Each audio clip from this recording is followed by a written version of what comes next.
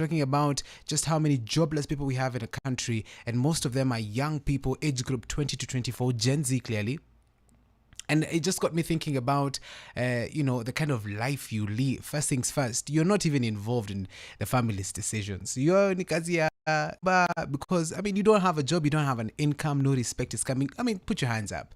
You did not go through an easy time when you did not have a job, especially that period between you finishing school and you getting your first ever job. You're trying to get, you're trying to secure yourself an internship where you are. They don't have slots, they don't have openings, you don't have money, and in this day and age you can't be happy without money.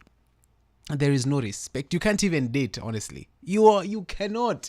Nobody wants to date somebody who doesn't have a job because they want the dates, yeah, they want the money for clubbing and stuff like that. You can't even have fun.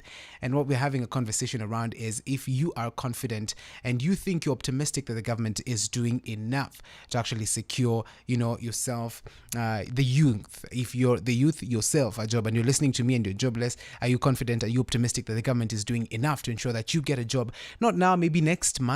I know you've applied so many places. You're just getting the regrets hiring because also of the economic times. Companies are like, we are enough, we are okay, we are barely surviving, we're struggling, so we cannot have other people hiring. There are companies that are also retrenching, rendering some roles redundant in their establishments. So essentially it's not a really good time for the youth to thrive, and this is when you want to thrive, you want to secure the bag.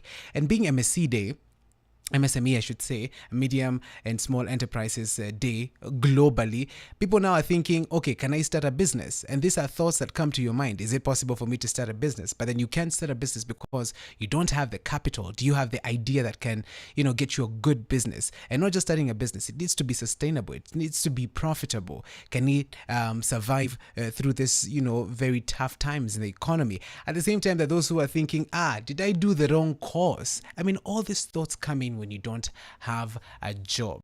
Especially when you're young, you're checking your socials, people you went to campus with are already getting jobs, others are flying out of the country. That's also something that comes to your mind. You're like, this one has gone to the UK, this one has got to the US. So you start thinking about how you can get a loan so you can secure an agent, to get you a job, and you end up getting conned. Very, very trying times. Very, very, very depressing times. So yes, I want you to come through and tell me that period between you leaving school, all right, and getting your job, the first ever job. How long was it in the 254? How long was it, and how hard was